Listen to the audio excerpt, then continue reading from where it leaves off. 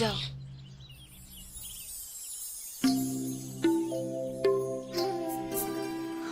আসবো? এসো।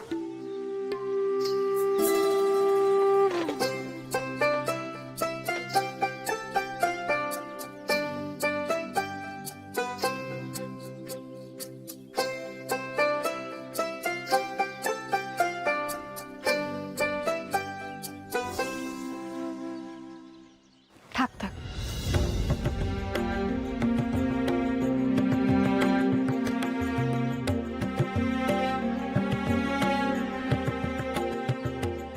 মাথাটা নিচু করে রাখলে দেখবো কেমন করে মুখটা?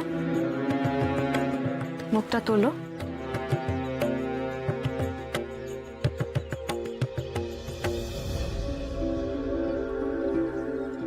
কি হলো, এত ঘামছো কেন? ভয় কিসের?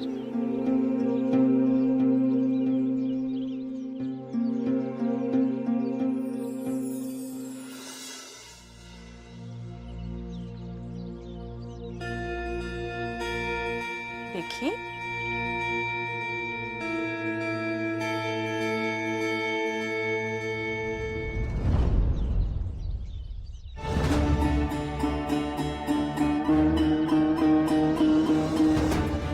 এ কি হলো ঠাকুর?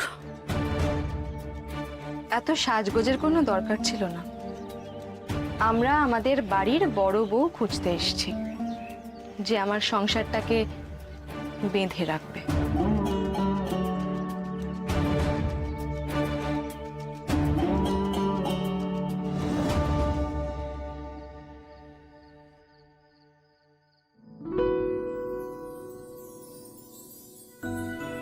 সুবি, জীব মোটা হয়ে যাবে কিন্তু।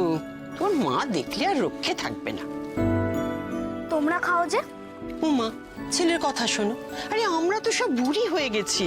জেঠাইমা, ও জেঠাইমা। ওই ওরা সব এসে গেছে রে। এই তো। প্রমি, মেয়ে কেমন দেখলি বল? আগে তুমি আমার কথা শোনো।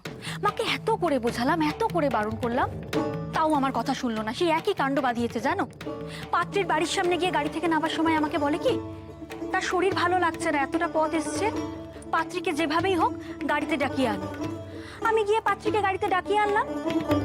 সেখানে তার সাজগোজ পরীক্ষা করলো। কি বলবে বলো তো? হ্যাঁ রে, ওরা টের পায়নি তো। আর বলো না জ্যাঠাইমা। ছোট, তুই পারিসও বটে, কি কাণ্ড করিস বলতো। সেই সবাই তখন আমাকেই কথা শোনাবে, হাসাহাসি করবে। আরে বাবা, ছেলের জন্য পাত্রী দেখতে গেছি, একটু দেখে শুনে নেব না? বিয়ের আগে সবাই রং মেখে ফর্সা হয়ে থাকে সুন্দর দেখানোর জন্য। তোমার মনে নেই প্রমিপ, তোমার বিয়ের সময় তোমার এক তুতো ননদ রং মেখে সাদা হয়ে এসেছিল কিরকম? আমার এসব একদম পছন্দ না। আচ্ছা মা, তুমি সতীশের পাত্রী খোঁজার জন্য এত সব করছো, এরপর যখন সুবীর জন্য পাত্রী খুঁজবে তখন কি কি করবে বলো তো? আমার মাকে কেউ কিচ্ছু বলবে না। এই বোকা, মা কি তোর একার মা নাকি? তোর মা তো আমারও মা, দেখেছো? আমার সুবীর পাত্রী খোঁজার জন্য আমি সারা পৃথিবী খুঁজে মেয়ে নিয়ে আসবো। মা, মা তোমরা সুবিকে কেন লজ্জায় ফেলে দিচ্ছ? সুবি, কোথায় যাচ্ছ?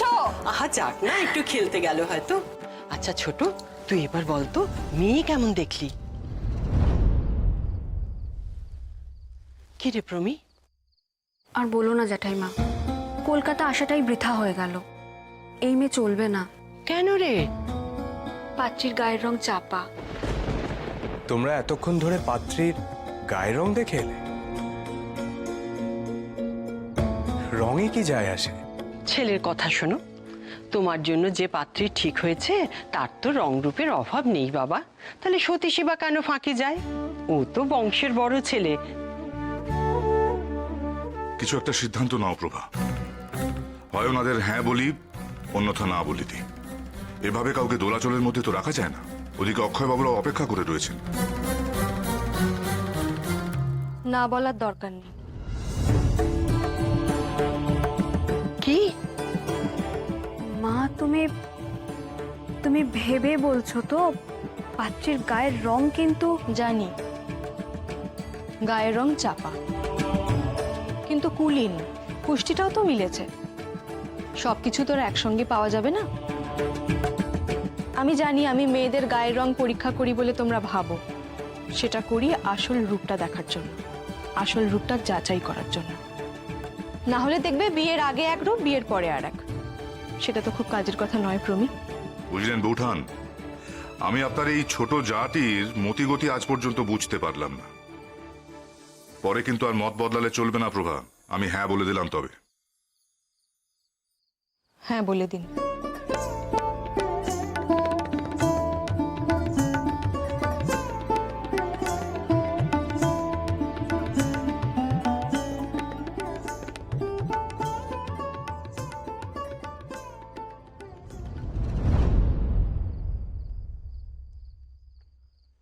অন্ধকারে বাগানে কি করছিস সুবি? তুই কি বুঝতে পারছিস বাড়িতে কি হতে চলেছে? তুই না বড্ড হাদা। আমাদের জোড়া বৌদিদি আসতে চলেছে, বুঝলি? সবকিছু ঠিক মতো হলে সামনের মাসে জোড়া ভোজ। কি কি হয়েছে বলবি? কি কি সব তো ঠিক হয়ে গেছে, এবার তার মুখ শুকিয়ে ঘুরতে হবে না তোমাকে। সেই আমি মুখ শুকিয়ে ঘুরছি না তুই মুখটা শুকনো করে আছিস? বিয়ের জন্য অপেক্ষা করতে হচ্ছে বলে। বড়দাদা কি? হ্যাঁ, যেই সত্যিটা বেরিয়ে গেল অমনি বর দাদা। বড়দাদা, মেজদাদা, আমার আর সুবির কিন্তু ভোজ চাই, এই বলে দিলাম। আজ জমিয়ে খাওয়া দাওয়া হবে। চল তো গিয়ে জ্যাঠাইমাকে জানিয়ে আসি। একসঙ্গে দুই বৌদিদি বলে কথা। বড়দাদা, তুমি সঙ্গে চলো, তুমি থাকলে ব্যাপারটা একটু গুরুত্ব পাবে। মেজদাদা, তুমি সুবিকে নিয়ে এসো।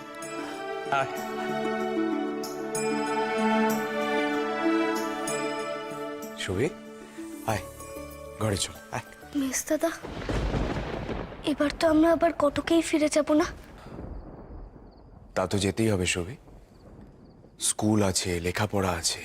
মিস দাদা, তাহলে ক্ষুদিরাম বসুর খবর আমি পাবো না?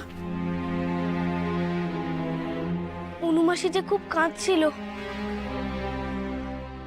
আমি ভাবলাম তুমি খবর এনে দেবে।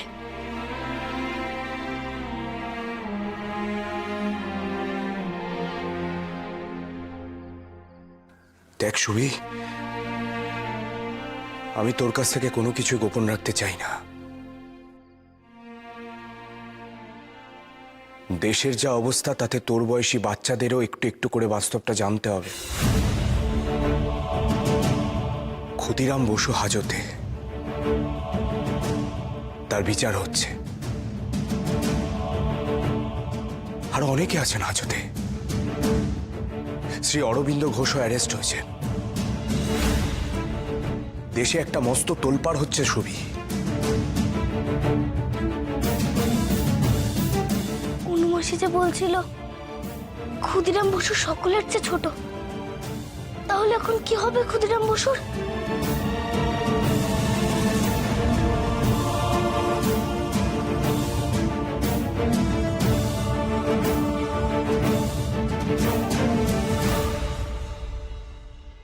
ক্ষুদিরামের বিরুদ্ধে মিস ও মিসেস কেনেডিকে হত্যা করার অপরাধে ভারতীয় দণ্ডবিধির ৩০২ ধারায় নরহত্যার অভিযোগ আনা হল। সেশনস কোর্টের বিচারের রায়ে ক্ষুদিরামের ফাঁসির সাজা হল। দেশের স্বার্থে গুপ্ত সমিতি জোর করে ক্ষুদিরামকে দিয়ে আপিল করালো হাইকোর্টে। তারপর কেটে গেল মাস তিনেক। সুভাষও ফিরে গিয়েছে তার কটকের বাড়িতে।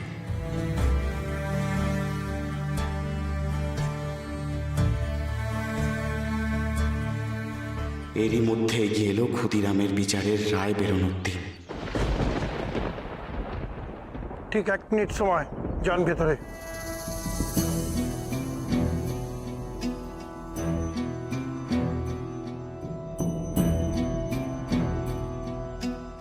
খুদি, কেমন আছো ভাই? খুব ভালো আছি অনু দিদি। আমার দিদি কেমন আছে? আমার দিদি তো আমার সাথে দেখা করতে এখানে আসতে পারে না।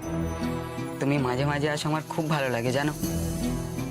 বেশ, তোমার জামাইবাবুকে লুকিয়ে তোমার দিদিকে একদিন নিয়ে আসবো। তোমার দিদিও তো তোমার সাজা শোনার পর থেকে দেখা করতে চাইছে।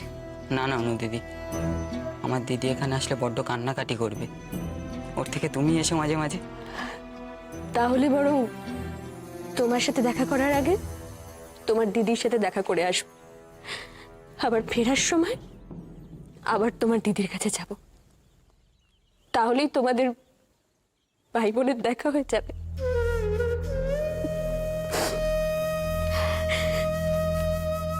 তোমার নামে পুজো দিয়েছি ভাই, এ নাও। মায়ের আশীর্বাদে দেখো তোমার ফাঁসির সাজা রদ হবে। না হলেই বা কি অনু দিদি, আমি তো কোর্ট চত্বরে যেতেই চাইনি, কিলবাবু বললেন তাই গেলাম। ফাঁসি হলেই বা কি যায় আসে অনু দিদি? খুদি অমন বলো না ভাই, তোমার মতন ভাই তো বারবার পাবো না। প্রফুল্ল তো একেবারের মতনই চলে গেল। রায় বেরোনোর দিন হাইকোর্টের সামনে অনন্ত দাদের আসার কথা। ওদিকে ওদিকে অরবিন্দ বাবু থেকে শুরু করে তোমার মাস্টার মশাই, বারিন্দা, সবাই ছেলে, সবাই তোমার জন্য প্রার্থনা করছে। জানি না ঠাকুরে কিসের সাথে দিচ্ছে। সাজা কেন অনু দিদি, আশীর্বাদ বলো। দেশের জন্য কাজ করেছি, এর থেকে বড় পাওয়া আর কিছু হতে পারে? আমি তো হাসতে হাসতে ফাঁসির দড়ি গলায় পড়তে পারি।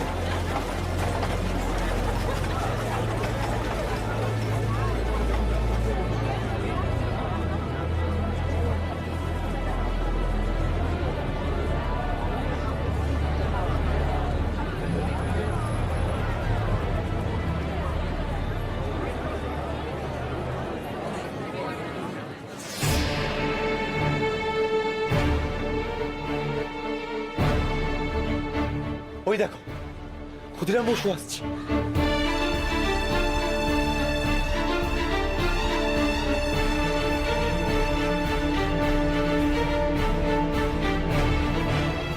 দেখো সিংহের বাচ্চা একেবারে।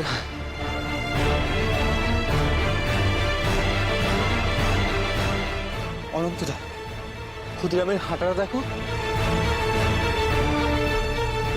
ভয় নেই কো?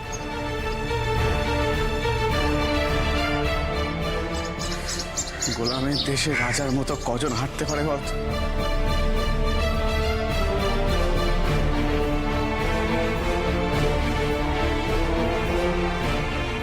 দেখেছিস, একটু পরে বিচারকের রায় বেরোবে। ওর ফাঁসির সাজা রদ হবে কিনা ও জানেও না। একটু ভয় নেই প্রাণে। কি বা বয়স? সুজলাং সুফলাং মালায়জ শীতলম শস্য শ্যামলাং মাতরম। বন্দে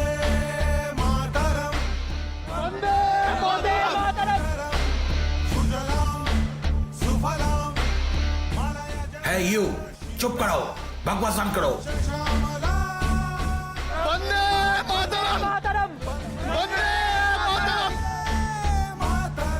সাহেব, এত লোকের আওয়াজ চুপ করাতে পারবে?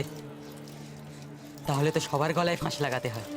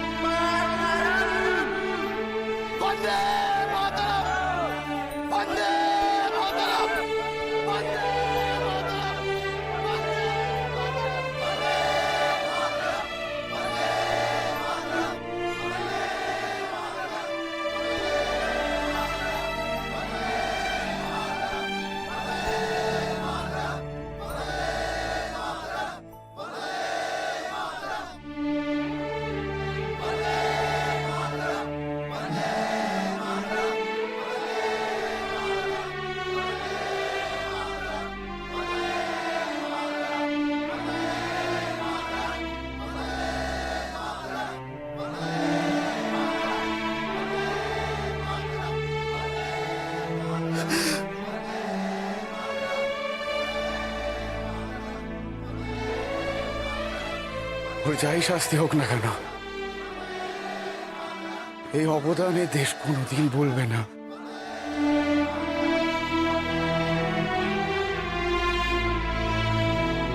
কি ভার্ডিক্ট দেবে কোর্ট ক্ষুদিরামকে? ফাঁসির হুকুম রদ হবে কি আদৌ? ইংরেজ সরকার কখনো ফাঁসি রদ করবে না। ওরা শেষ করে ফেলতে চায় বিপ্লবীদের।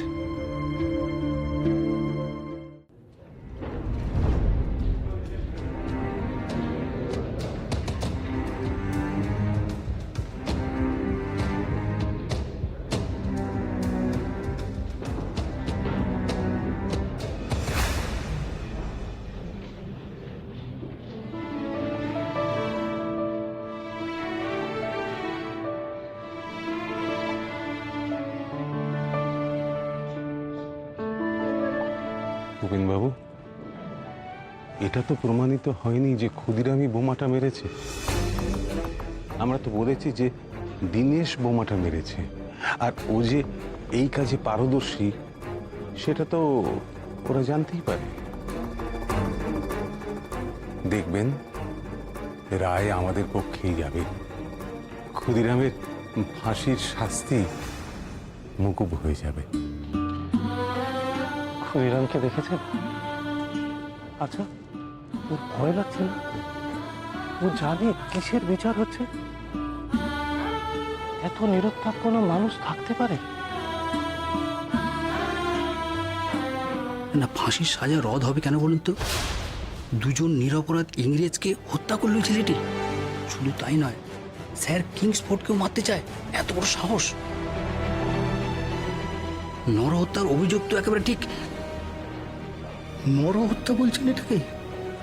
আমাদের দেশে যারা বাইরে থেকে এসে জুলুম করছে তাদেরকে আপনি কি ধরনের মানুষ বলবেন?